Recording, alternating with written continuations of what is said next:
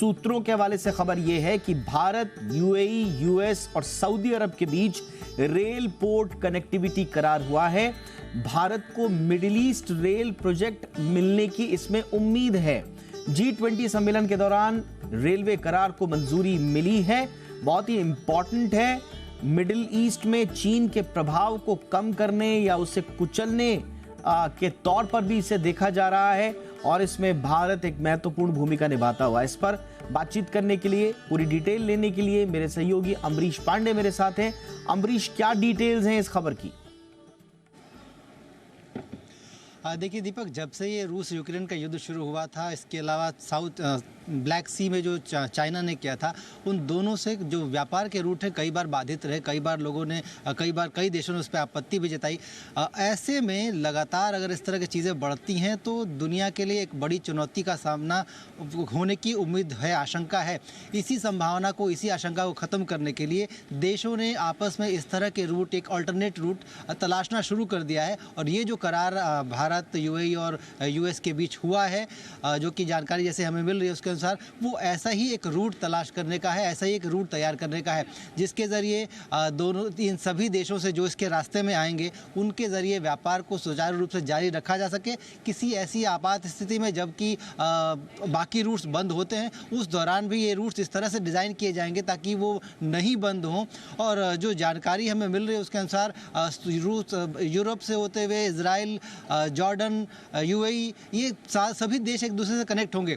जिन देशों तक सड़क मार्ग से यातायात या फिर सड़क मार्ग से संपर्क संभव नहीं होगा, उन देशों को पोर्ट के जरिए कनेक्ट करेंगे हम सड़क से। तो कुल मिलाकर सी और रोड, ये दोनों ही रूट से देशों को कनेक्ट करने का, एक अल्टरनेट रूट तलाश करने का एक अपॉर्चुनिटी, एक करार जो है इन देशों के बीच में आज यहाँ G20 की बैठक में हुआ है। संभव है कि इसकी आज शाम तक या फिर अगले यानी कि कल तक इसकी घोषणा औपचारिक तौर पर हो जाए। लेकिन ये एक अल्टरनेट रूट तलाशने का करार इन सभी तीनों ही देशों के बीच में हो चुका है। दीपक, बिल्कुल। और चीन ने देखिए, मिडिल ईस्ट हो या नॉर्थ अफ्रीका हो, इसमें काफ़ी निवेश किया था 2005 से 2002 के बीच में, और इसी से अमेरिका और भारत दोनों अलर्ट मोड पर थे। कैसे काउंटर किया जाए, दो बड़ी कामयाबियां मिली हैं और ये दोनों बड़ी कामयाबियां चीन के मोर्चे पर आप इसे कह सकते हैं कि ये चीन को काउंटर करने में बड़ी मददगार साबित होंगी। जैसा हमने कहा कि अफ्रीकन यूनियन का शामिल होना, और उसमें अफ्रीकन यूनियन के प्रवक्ता जो है उन्होंने साफ तौर पर कहा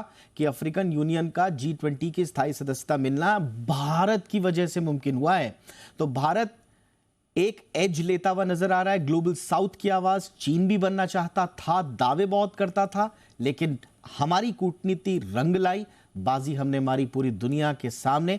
अब इसका उदाहरण भी हमने पेश किया। और दूसरा, ये रेल कनेक्टिविटी, ये सी कनेक्टिविटी जो है, ये जो मिडिल ईस्ट के थ्रू हम, और बाद में कहा जा रहा है कि ये आगे इजराइल तक जाएगा, ये बहुत ही महत्वपूर्ण होगा। बेल्ट एंड रोड इनिशिएटिव जो चाइना का है, उसको काउंटर करने के लिए $273 बिलियन मिलाकर मिडिल ईस्ट और नॉर्थ अफ्रीका में चाइना ने इस बीच में निवेश किया था और कई बार इसको एक थ्रेट के तौर पर भी देख रहा था। और चीन के बेल्ट एंड रोड प्रोजेक्ट का हिस्सा बनने के लिए भी कई देश राजी हो गए थे मिडिल ईस्ट और नॉर्थ अफ्रीका में। लेकिन अब जो भारत ने कूटनीतिक अंदाज में ये जो नहले पे दहला मारा है, अब इसके बड़े नतीजे सामने आएंगे और वाकई में ये एक बड़ा लम्हा भारत के लिए। और अब बढ़ते हैं आगे। एक के बाद एक उपलब्धियां हासिल हो रही हैं भारत को इस मंच पर। बातचीत थोड़ा और बढ़ाएंगे, और भी ऐसे आयाम हैं, सेक्टर्स हैं जिसमें भारत को कामयाबी मिल रही है। ओवरऑल कहां जा रहा है, किस दिशा में जा रहा है G20 सम्मेलन भारत के हिसाब से, भारत के लिहाज से, इस पर बातचीत करने के लिए इस वक्त हमारे साथ खास मेहमान जुड़ रहे हैं और मेरे दो सहयोगी भी हैं मेरे साथ। बिल्कुल, मेरे साथ तरुण शर्मा भी जुड़ चुके हैं, तरुण के पास भी जाएंगे। और मेरे साथ जाने माने एनर्जी एक्सपर्ट नरेंद्र तनेजा भी जुड़ चुके हैं। बहुत बहुत स्वागत है तनेजा सर आपका। और हमारे साथ प्रोफेसर स्वर्ण सिंह भी जुड़ चुके हैं, अंतर्राष्ट्रीय मामलों के जानकार भी हैं। सर बहुत बहुत स्वागत है आपका भी।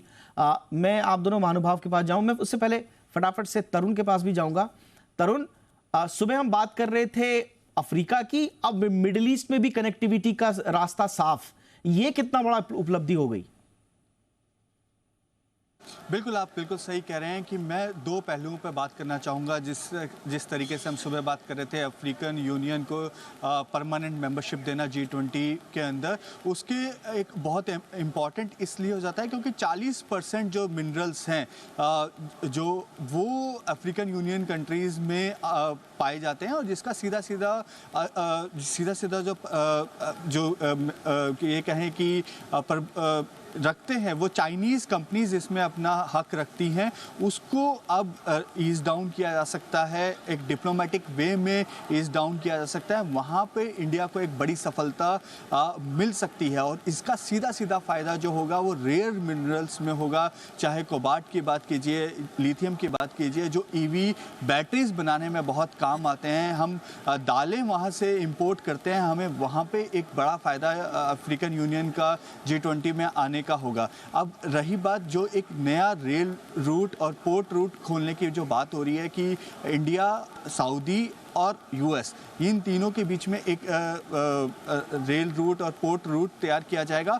ये इस लिहाज से भी इम्पॉर्टेंट है क्योंकि हम दुबई को एक तरीके से गेटवे मानते हैं यूरोप और यूएस का।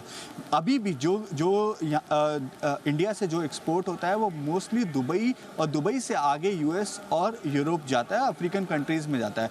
अब यदि हम सीधे तौर पे यदि रेल रूट को यहाँ पे तैयार करते हैं, सीधा हम सऊदी तक अपना माल पहुँचा पाते हैं, और एक पैरेलल रूट, जिस तरीके से चाइना जो एक रोड नेटवर्क स्टार्ट कर रहा था, चाइना, पाकिस्तान, अफगानिस्तान के, और वहाँ से वो यूरोप की तरफ बढ़ रहा था। यदि हम यहाँ से इंडिया, सऊदी और यूएस की तरफ जाते हैं तो हम एक पैरेलल चाइना के सामने हम खड़े हो पा रहे हैं। ये एक बड़ी सफलता है। कल यूएस के अंदर इस चीज़ को क्लियर कर दिया गया था कि जो ये रेल रूट है उस पर फैसला हो जाएगा। यूएस इस चीज़ के लिए तैयार था, सऊदी इस चीज़ के लिए तैयार था। तो यूएस मीडिया के अंदर कल शाम को इस चीज़ के बारे में ऐलान कर दिया गया था कि बायलैटरल मीटिंग के बाद ही कि इस रूट पे मंजूरी मिल सकती है। और अब जिस तरीके से हमारे सहयोगी अमरीश बता रहे हैं कि इस पे मंजूरी हो गई है तो G20 की बैठक में, तो ये बहुत बड़ी सफलता यहाँ पे भारत को मिली है। ये कहें कि दिन की शुरुआत ही अच्छी हुई क्योंकि आपकी पहला जो डिमांड थी, पहली जो इंडिया ने जो अपनी रिकमेंडेशन रखी थी वो अफ्रीकन यूनियन को G20 में महत्वपूर्ण उपलब्धियां भारत के खाते में जाती हुई नजर आ रही है।